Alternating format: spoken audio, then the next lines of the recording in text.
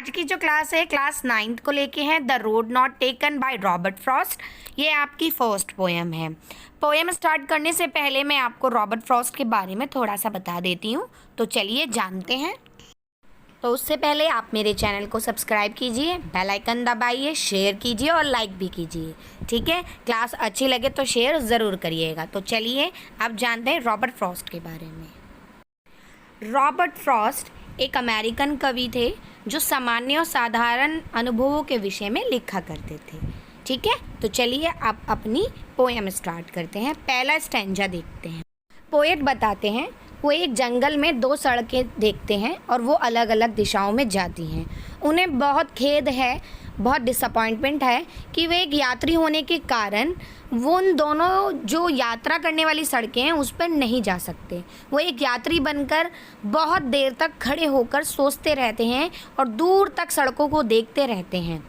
एक जगह वे बहुत सारी झाड़ियाँ भी देखते हैं जहाँ रास्ता जब मुड़ जाता है तो इनविजिबल हो जाता है।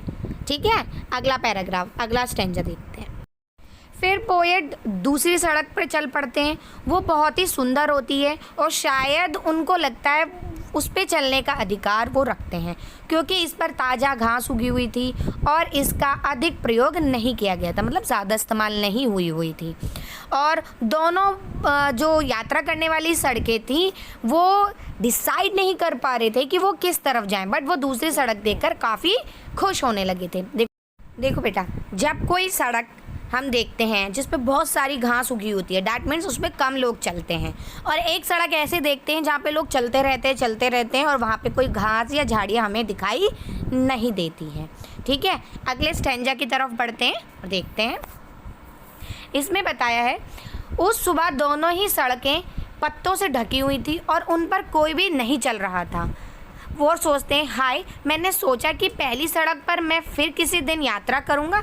यद्यपि मैं जानता था कि किस प्रकार एक मार्ग दूसरे मार्ग पर ले जाता है और मुझे संदेह था कि शायद कभी मैं वापस नहीं आ सकूँगा। ठीक है, इस प्रकार पोएट जो है सड़कों को देखकर सोचने लगे थे।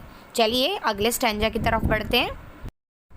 अब है पोएट बताते हैं भविष्य में युग युगांतर तक कहीं अगर कोई पूछेगा ना तो वो यही बताएंगे कि उन्होंने जंगल में दो सड़कें अलग अलग दिशाओं में जाती हुई देखी और उन्होंने उस सड़क को यात्रा करना चुना, मतलब उस यात्रा को करना प्रारंभ किया जिस सड़क का लोग कम इस्तेमाल करते थे, और इसी कारण मेरे जीवन में महान अंतर आ गया।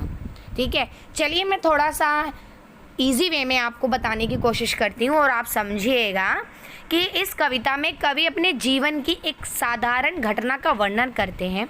वह ऐसे स्थान पर खड़ा है जहाँ पर दो सड़कें अलग अलग दिशाओं में जा रही हैं।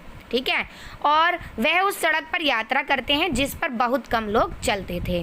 वह दूसरी सड़क अगले दिन के लिए छोड़ देते हैं।